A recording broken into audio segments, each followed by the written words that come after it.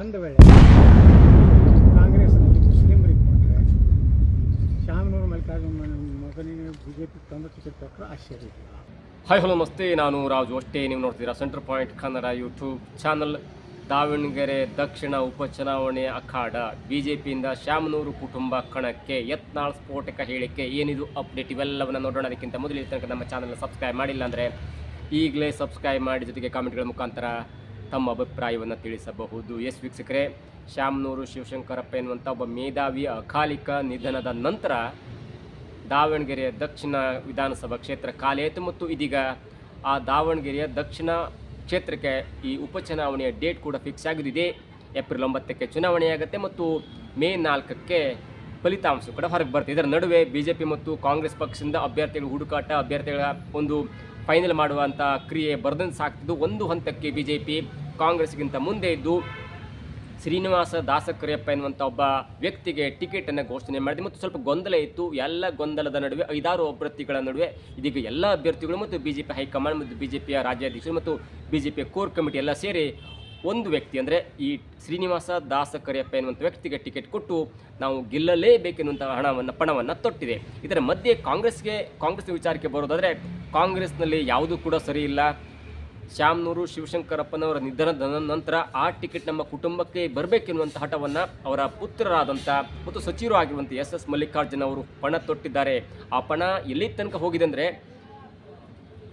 ಇಲ್ಲ ನಮಗೆ ಟಿಕೆಟ್ ಕೊಡಲೇಬೇಕು ಎನ್ನುವಂಥ ಒಂದು ಹಂತಕ್ಕೆ ಹೋಗಿದೆ. ಟಿಕೆಟ್ ಕೊಟ್ಟಿಲ್ಲ ಅಂದರೆ ಮುಂದೆ ಕಷ್ಟ ಆಗುತ್ತೆ ಎನ್ನುವಂಥ ಮಾತನ್ನು ಕೂಡ ಎಸ್ ಮಲ್ಲಿಕಾರ್ಜುನ ಅವರು ಹೇಳಿದ್ದಾರೆ. ಇದರ ಮಧ್ಯೆ ಈ ಗೋಜಿಗೆ, ಈ ಗಲಭೆಗೆ, ಈ ಗೊಂದಲಕ್ಕೆ ಕಾರಣಕರ್ತರಾದವರು ಯಾರಂದರೆ ಸಚಿವರಾದಂಥ ಜಮೀರ್ ಅಹಮದ್ ಖಾನ್ ಅವರು. ಯಾವಾಗ ಈ ಚುನಾವಣೆ ವಿಷಯ ಬಂದಾಗ, ಶಾಮನೂರು ಶಿವಶಂಕರಪ್ಪನ ನಿಧನ ನಂತರ ದಾವಣಗೆರೆ ದಕ್ಷಿಣ ಕ್ಷೇತ್ರಕ್ಕೆ ಚುನಾವಣೆಯಾಗುತ್ತೆ ಮತ್ತು ಚುನಾವಣೆಯಲ್ಲಿ ಯಾರಿಗೆ ಟಿಕೆಟ್ ಕೊಡಬೇಕೆನ್ನುವಂಥ ಒಂದು ವಿಷಯ ಬಂದಾಗ ಸಚಿವ ಜಮೀರ್ ಅಹಮದ್ ಖಾನ್ ಅವರು ಪದೇ ಪದೇ ಹೇಳ್ತಾ ಇದ್ರು.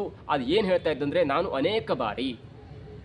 ಅನೇಕ ಬಾರಿ ಶಾಮನೂರು ಶಿವಶಂಕರಪ್ಪನವರ ಹತ್ರ ಮಾತಾಡಿದ್ದೇನೆ, ನನಗಿದೆ ಕೊನೆ ಚುನಾವಣೆ ಅಂತ ಹೇಳಿದ್ದಾರೆ ಮತ್ತು ಈ ನನ್ನ ಕೊನೆ ಚುನಾವಣೆ ನಂತರ ಮುಂದೆ ನಾನು ಅಲ್ಪಸಂಖ್ಯಾತರಿಗೆ ನಾನು ಟಿಕೆಟನ್ನು ಬಿಟ್ಟುಕೊಡ್ತೇನೆ ಎನ್ನುವಂಥ ಮಾತನ್ನು ಹೇಳಿದ್ರು ಎನ್ನುವ ಮಾತನ್ನು ಪದೇ ಪದೇ ದಾವಣಗೆರೆಗೆ ಬಂದು ಅಥವಾ ಬೆಂಗಳೂರಿನಲ್ಲಿ ಮಾಧ್ಯಮ ಮಿತ್ರರೊಂದಿಗೆ ಸಚಿವ ಜಮೀರ್ ಅಹಮದ್ ಖಾನ್ ಅವರು ಹೇಳಿದ್ರು. ಈ ವಿಷಯ ಎಸ್ ಮಲ್ಲಿಕಾರ್ಜುನ ಅವರಿಗೆ ಸ್ವಲ್ಪ ತಲೆನೋವಾಯಿತು ಮತ್ತು ಮುಜುಗರ ಆಯಿತು ಮತ್ತು ಆ ವಿಷಯವನ್ನು ಯಾವ ಲೆವೆಲಿಗೆ ಅದನ್ನು ಹತೋಟಿಯಲ್ಲಿ ಇಡಬೇಕು ಎನ್ನುವಂಥ ವಿಷಯವನ್ನು ಆ ಮನೆಗಂಡಂಥ ಎಸ್ ಮಲ್ಲಿಕಾರ್ಜುನ ಅವರು, ಅವನು ಇಲ್ಲಿಗೆ ಬಂದು ಮಾತನಾಡಲಿಕ್ಕೆ ಅವನು ಯಾರು, ಇದು ನಮ್ಮ ಕ್ಷೇತ್ರ, ನಮಗೆ ಗೊತ್ತಿರುತ್ತೆ ನಾವು ಹೇಗೆ ಚುನಾವಣೆ ಮಾಡಬೇಕು, ನಾವು ಯಾರಿಗೆ ಚುನಾವಣೆ ಟಿಕೆಟ್ ಕೊಡಬೇಕು ಮತ್ತು ನಾವು ಚುನಾವಣೆಯನ್ನು ಹೇಗೆ ಎದುರಿಸಬೇಕು ಅನ್ನುವಂಥ ಲೆಕ್ಕಾಚಾರ ನಮಗೆ ಗೊತ್ತಿರುತ್ತೆ, ಅವನು ಯಾರು ಅಲ್ಲಿಂದ ಇಲ್ಲಿ ಬಂದು ಮಾತನಾಡಲಿಕ್ಕೆ ಅನ್ನುವಂಥ ಮಾತನ್ನು ತಮ್ಮ ಪಕ್ಷದ ಸಚಿವ ಸಂಪುಟದ ಸಹೋದ್ಯೋಗಿ ಮೇಲೆ ಎಸ್ ಮಲ್ಲಿಕಾರ್ಜುನ ಅವರು ಕೆಂಡಕ್ಕಾರಿದ್ರು. ಹೀಗಾಗಿ ಎಲ್ಲೋ ಒಂದು ಹಂತಕ್ಕೆ ಸಚಿವ ಜಮೀರ್ ಅಹಮದ್ ಖಾನ್ ಅವರು ದಾವಣಗೆರೆ ಕ್ಷೇತ್ರಕ್ಕೆ ಏನಾದ್ರು ಒಂದು ಸ್ವಲ್ಪ ಮೂಗು ತೋರಿಸಿದ್ರೆ ಅನ್ನುವಂಥ ಲೆಕ್ಕಾಚಾರ ಕೂಡ ಕೇಳಿ ಬರ್ತಾಯಿದೆ. ಇದರ ಮುಖ್ಯವಾದಂಥ ವಿಷಯ ಅಂದರೆ, ದಾವಣಗೆರೆಯ ದಕ್ಷಿಣ ಒಂದು ಕ್ಷೇತ್ರದಲ್ಲಿ ಸರಿಸುಮಾರು 35-40% ಅಲ್ಪಸಂಖ್ಯಾತರ ಮತ ಇದೆ, ಅಂದರೆ ಮುಸ್ಲಿಂ ಮತ ಇದೆ. ಹೀಗಾಗಿ ಜಮೀರ್ ಅಹಮದ್ ಖಾನ್ ಅವರು ಇದೇ ವಿಷಯವನ್ನು ಮುಂದಿಟ್ಕೊಂಡು ಹೈಕಮಾಂಡ್ ಮುಂದೆ ಅಥವಾ ಡಿ ಕೆ ಶಿವಕುಮಾರ್ ಅವರಿಗೆ ಅಥವಾ ಸಿದ್ದರಾಮಯ್ಯನವರಿಗೆ ಈ ವಾದವನ್ನು ಮಂಡಿಸುವಂಥ ಸಾಧ್ಯತೆ ಇದೆ. ಜೊತೆಗೆ ಎಸ್ ಮಲ್ಲಿಕಾರ್ಜುನ್ ಅವರು ಇದೀಗ MLA ಆಗಿದ್ದಾರೆ, ಜೊತೆಗೆ ಅವರು ಮಂತ್ರಿ ಕೂಡ ಆಗಿದ್ದಾರೆ. ಅವರ ಪತ್ನಿಯಾದಂಥ ಡಾಕ್ಟರ್ ಪ್ರಭಾ ಮಲ್ಲಿಕಾರ್ಜುನ್ ಅವರಿಗೆ ದಾವಣಗೆರೆಯ ಲೋಕಸಭಾ ಕ್ಷೇತ್ರದಿಂದ ಸ್ಪರ್ಧೆ ಮಾಡಲಿಕ್ಕೆ ಅವಕಾಶ ಕೊಟ್ಟು ಅವರು ಕೂಡ MP ಆಗಿದ್ದಾರೆ. ಹೀಗಾಗಿ ಎರಡೆರಡು ಕೊಟ್ಟಿದ್ದೇವೆ.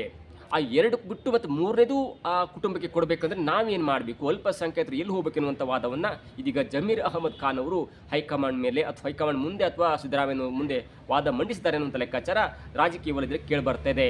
ಆದರೆ ಇಲ್ಲಿಯ ತನಕ ಕೂಡ ಈ ಗೊಂದಲ ಬಗೆಹರಿದಿಲ್ಲ. ಇವತ್ತು ಅಥವಾ ನಾಳೆ ಈ ಗೊಂದಲ ಬಗೆಹರಿಯಬಹುದು ಮತ್ತು ಆದಷ್ಟು ಬೇಗ ಎಲ್ಲವೂ ಕೂಡ ತೆರೆ ಎಳೆಯಬಹುದು. ಒಂದು ವೇಳೆ ಹೈಕಮಾಂಡ್ ಎಸ್ ಮಲ್ಲಿಕಾರ್ಜುನ್ ಅವರ ಕುಟುಂಬ ಅಂದರೆ ಶಾಮನೂರು ಶಿವಶಂಕರನವರ ಪುತ್ರರಾದಂಥ ಗಣೇಶ್ ಶಾಮನೂರವರಿಗೆ ಏನಾದರೂ ಟಿಕೆಟ್ ಕೊಟ್ಟಿಲ್ಲ ಅಥವಾ ಎಸ್ ಮಲ್ಲಿಕಾರ್ಜುನರ ಪುತ್ರರಾದಂಥ ಆ ವ್ಯಕ್ತಿಗೆ ನೀವೇನು ಟಿಕೆಟ್ ಕೊಟ್ಟಿಲ್ಲ ಅಂದರೆ ಎಸ್ ಮಲ್ಲಿಕಾರ್ಜುನವರ ಕುಟುಂಬದ ಅಭ್ಯರ್ಥಿ ಅದು ಗಣೇಶ್ ಆಗಿರ್ಬೋದು ಅಥವಾ ಎಸ್ ಮಲ್ಲಿಕಾರ್ಜುನರ ಪುತ್ರ ಆಗಿರ್ಬೋದು, ಆ 2 ವ್ಯಕ್ತಿಗಳು ಬಿಜೆಪಿಗೆ ಹೋಗಿ ಅಲ್ಲಿಂದ ಸ್ಪರ್ಧೆ ಮಾಡುವಂಥ ಸಾಧ್ಯತೆ ಇದೆ ಅನ್ನುವಂಥ ಒಂದು ಸ್ಫೋಟಕ ಹೇಳಿಕೆಯನ್ನು ಇದೀಗ ಯತ್ನಾಳ್ ಅವರು ಕೊಟ್ಟಿದ್ದಾರೆ. ಅದು ಇದೀಗ ಎಲ್ಲ ಕಡೆ ಚರ್ಚೆ ಆಗ್ತಿದೆ. ಕಾಂಗ್ರೆಸ್ನಲ್ಲಿ ಮುಸ್ಲಿಮರಿಗೆ ಕೊಟ್ಟರೆ ಶಾಮನೂರು ಮಲ್ಲಿಕಾರ್ಜುನ ಮಗನಿಗೆ ಬಿಜೆಪಿ ತಂದು ಟಿಕೆಟ್ ಕೊಟ್ಟರೆ ಆಶ್ಚರ್ಯ ಇಲ್ಲ. ಇದು ನಾನು 100% ಗೊತ್ತಿಲ್ಲ. ಕೊನೆ ಕ್ಷಣದಲ್ಲಿ ಹೇಳಿಕ್ಕಾಗುವುದಿಲ್ಲ. ಎಷ್ಟೋ ವಿಧಾನಸಭೆಗಳು ಬಿ ಜೆ ಪಿಯಲ್ಲಿಯೂ ಎಷ್ಟೋ ಲೋಕಸಭೆ ಟಿಕೆಟ್ ಕೊಟ್ಟು ಅವ್ರು ಕಸ್ಕೊಂಡು ಮತ್ತೊಬ್ಬರು ಸಿ ಫಾರ್ಮ್ ಕೊಟ್ಟಿದ್ದು ಉದಾಹರಣೆ ಅದಾವ. ಅವರಿಗೆ ಮುಸ್ಲಿಮರು ಅಂತೂ ಗುಂಡಾಗಿರಿ ಮಾಡ್ಲಕತ್ತಾರೆ, ನಮ್ಗೆ ಕೊಡದೇ ಇದ್ದರೆ ನೋಡ್ತೀವಿ, ಚಾಲೆಂಜ್ ಮಾಡ್ತಾರೆ. ಇದು ನೋಡಿದ್ರೆ ಮುಸ್ಲಿಮರು ಇಷ್ಟೇ ಕಡಿಮೆ ಅದಾರಂದರೆ ಈ ರೀತಿ ರಾಜ್ಯದಲ್ಲಿ ದೇಶದಲ್ಲಿ ಅವರು ಧಮಕಿ ಕೊಡ್ತಾರೆ.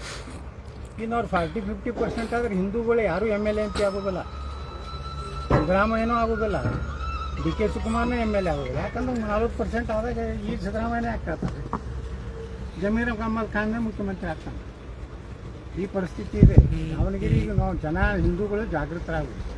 ದಾವಣಗೆರೆ ಒಳಗೆ ಅವ್ರು ಗುಂಡಾಟಿಕೆ ಏನು ನಡೆದ ಅಹಿಂದ ಕೊಡುವತ್ತಾರ, ಅಹಿಂದ ಅಂದ್ರೆ ಅವ್ರು ಸಾಬ್ರ ಅಷ್ಟೇ, ಅಲ್ಲಿ ಹಾಲು ಮತದವ್ರು ಕೊಡಬೇಕು.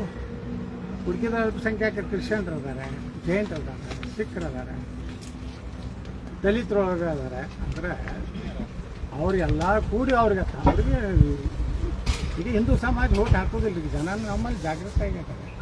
ಅದಕ್ಕೆ ಯಡಿಯೂರಪ್ಪ ಮತ್ತು ಪೂಜ್ಯ ತಂದೆ ಮಕ್ಕಳು ಅದಕ್ಕೆ ರಾಜಕಾರಣ ಬಿಟ್ಟು ಭಾಳ ಸಲ ಹೇಳ್ತಾರೆ ಯಡಿಯೂರಪ್ಪ ಬಾಯಿ ತೆಗೆದ್ರೆ ನಾವು ದ್ರೋಹ ಮಾಡೋದು, ತಾಯಿಗೆ ದ್ರೋಹ ಮಾಡೋದು, ಆ ದ್ರೋಹ ಮಾಡೋದೇ ಕೆಲಸ ಮಾಡಲಿಕ್ಕೆ ಹೊಸ ವರ್ಷ ಅವರಿಗೊಂದು ಪ್ರಾರ್ಥನೆ ಮಾಡ್ಕೋದಿಲ್ಲ, ಆದೇಶ ಮಾಡೋದು.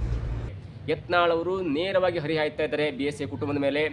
ನೋಡಿ, ದಾವಣಗೆರೆಯಲ್ಲಿ ಶ್ರೀನಿವಾಸ ದಾಸ ಕರಿಯಪ್ಪನವರಿಗೆ ಟಿಕೆಟ್ ಕೊಟ್ಟಿದ್ದಾರೆ. ಅದು ಎಲ್ಲೇ ತನಕ ಏನಾದರೂ SS ಮಲ್ಲಿಕಾರ್ಜುನ್ ಅವರ ಕುಟುಂಬಕ್ಕೆ ಅಂದರೆ ಶಾಮನೂರು ಶಿವಶಂಕರಪ್ಪನವರ ಕುಟುಂಬಕ್ಕೆ ಟಿಕೆಟ್ ಕೊಟ್ಟು ಆ ಕುಟುಂಬಕ್ಕೆ ಟಿಕೆಟ್ ಕೊಟ್ಟರೆ ಮತ್ತೇನು ಗೊಂದಲ ಆಗಲ್ಲ. ಅವರಿಬ್ಬರ ನಡುವೆ ಚುನಾವಣೆ ಆಗುತ್ತೆ, ಒಬ್ರು ಗೆಲ್ತಾರೆ.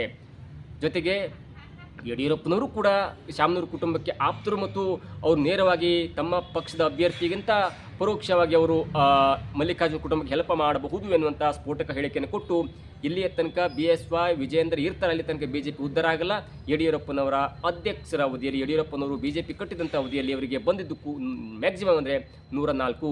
ಏಕಾಧಿಪತ್ಯವಾಗಿ ಅವರು ಬಹುಮತವನ್ನು ಸಾಬೀತು ಮಾಡಲಿಕ್ಕಾಗಿಲ್ಲ, ಅಥವಾ ಸಿಂಗಲ್ ಲಾರ್ಜೆಸ್ಟ್ ಪಾರ್ಟಿಯಾಗಿ ತಮ್ಮ ಸಿಂಗಲ್ ಹ್ಯಾಂಡಲ್ಡ್ ಪಾರ್ಟಿಯಾಗಿ ಅವರು ಅಧಿಕಾರಕ್ಕೆ ಬಂದರು. ಹೀಗಾಗಿ ಯಡಿಯೂರಪ್ಪನವರು ಎಲ್ಲಿ ತನಕ BJP ಇರ್ತಾರೆ ಅಲ್ಲಿ ತನಕ BJP ಉದ್ಧಾರ ಆಗಲುವಂಥ ಹೇಳಿಕೆಯನ್ನು ಕೊಡ್ತಾ ಒಂದು ವೇಳೆ ಶಾಮನೂರು ಕುಟುಂಬಕ್ಕೆ ಕಾಂಗ್ರೆಸ್ ಪಕ್ಷ ಟಿಕೆಟ್ ಕೊಟ್ಟಿಲ್ಲ ಅಂದರೆ ಗಣೇಶ್ ಶಾಮನೂರು ಆಗಿರ್ಬೋದು ಅಥವಾ SS ಮಲ್ಲಿಕಾರ್ಜುನ ಪುತ್ರ ಆದಂಥ ಒಬ್ಬ ವ್ಯಕ್ತಿ ಅವರು BJPಯಿಂದ ಸ್ಪರ್ಧೆ ಮಾಡುವಂಥ ಮತ್ತು ಈಗಾಗಲೇ BJPಯಿಂದ B ಫಾರ್ಮನ್ನು ಪಡ್ಕೊಂಡಂಥ ಶ್ರೀನಿವಾಸ ದಾಸಪ್ಪ ಅವರನ್ನು ಹಿಂದೆ ತೆಗೆದುಕೊಂಡು ಆ ಶಾಮನೂರು ಕುಟುಂಬದ ಅಭ್ಯರ್ಥಿಯನ್ನು BJP ಒಂದು ಚಿಹ್ನೆ ಮುಖಾಂತರ ಸ್ಪರ್ಧೆ ಮಾಡುವಂಥ ಸಾಧ್ಯತೆ ಇದೆ ಅನ್ನುವಂಥ ಒಂದು ಸ್ಫೋಟಕ ಮಾಹಿತಿಯನ್ನು ಹೇಳಿದ್ದಾರೆ. ಮತ್ತು ಅವರು ಮಾತನಾಡ್ತಾ ಅಲ್ಪಸಂಖ್ಯಾತರ ವಿರುದ್ಧವಾಗಿ ಗುಡುಗಿದ್ರು.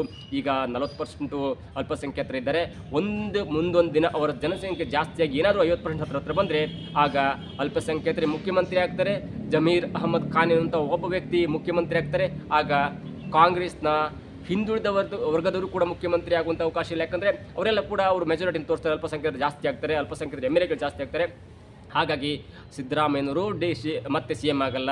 ಈಗ ಮುಖ್ಯಮಂತ್ರಿ ಆಗಬೇಕು ಎನ್ನುವಂತಹ ಪಣವನ್ನು ತೊಟ್ಕೊಂಡಿರುವಂಥ DK ಶಿವಕುಮಾರ್ ಕೂಡ ಏನಾದರೂ ಅಲ್ಪಸಂಖ್ಯಾತರ ಮತಗಳು ಜಾಸ್ತಿ ಆದರೆ, ಅಲ್ಪಸಂಖ್ಯಾತರ ಜನಸಂಖ್ಯೆ ಜಾಸ್ತಿ ಆದರೆ ಅವರು ಕೂಡ ಮುಖ್ಯಮಂತ್ರಿ ಆಗಲಿಕ್ಕೆ ಆಗಲ್ಲ ಎನ್ನುವಂಥ ಮಾತನ್ನು ಹೇಳಿದರೆ, ಒಟ್ಟಾರೆಯಾಗಿ ಹೇಳಿದಂದರೆ ಇದರ ಒಂದು ಸಾರಾಂಶ ಯತ್ನಾಳ್ ಅವರು ಹೇಳಿದಂದರೆ ಎಲ್ಲಿಯ ತನಕ ಯಡಿಯೂರಪ್ಪನವರು BJPಲಿ ಇರ್ತಾರೋ, ಎಲ್ಲಿಯ ತನಕ ಯಡಿಯೂರಪ್ಪನವರು ಅಥವಾ ಲಿಂಗಾಯತ ಸಮೂಹವನ್ನು ಯಡಿಯೂರಪ್ಪನವರು ಬೆಂಬಲ ಮಾಡ್ಕೋತಾರೋ ಅಲ್ಲಿ ತನಕ BJP ಉದ್ಧಾರ ಆಗಲ್ಲ. ಜೊತೆಗೆ ಒಂದು ವೇಳೆ ಕಾಂಗ್ರೆಸ್ನಿಂದ ಮಲ್ಲಿಕಾರ್ಜುನ್ ಕುಟುಂಬ ಅಂದರೆ ಮಲ್ಲಿಕಾರ್ಜುನ್ ಮಗನಿಗಾಗಲಿ ಅಥವಾ ಅವರ ಸಹೋದರರಾದಂಥ ಗಣೇಶ್ ಅವರಿಗಾಗಲಿ ಟಿಕೆಟ್ ಕೊಟ್ಟಿಲ್ಲ ಅಂದರೆ ಆ ಇಬ್ಬರು ವ್ಯಕ್ತಿಗಳಲ್ಲಿ ಒಬ್ಬ ವ್ಯಕ್ತಿ BJPಯಿಂದ ಸ್ಪರ್ಧೆ ಮಾಡ್ತಾರೆ ಮತ್ತು ಅಂಥ ಅವಕಾಶವನ್ನು ಕಾದು ಕುಳಿತಿದೆ BJP ಎನ್ನುವಂಥ ಮಾತನ್ನು ಸ್ಫೋಟಕವಾಗಿ ಹೇಳಿದ್ದಾರೆ. ಒಂದು ದಿನ ಇವತ್ತು ನಾಳೆ ದಿನದೊಳಗಾಗಿ ಒಂದು ಹಂತಕ್ಕೆ ನಿರ್ಣಯ ಆಗುವಂಥ ಸಾಧ್ಯತೆ ಇದೆ. ಅದು ಮಲ್ಲಿಕಾರ್ಜುನ್ ಮಗನಿಗೆ ಕೊಡ್ತಾರಾ ಅಥವಾ ಮಲ್ಲಿಕಾರ್ಜುನ್ ಅವರ ಸಹೋದರರಾದಂಥ ಗಣೇಶ್ ಅವರಿಗೆ ಕೊಡ್ತಾರೆ.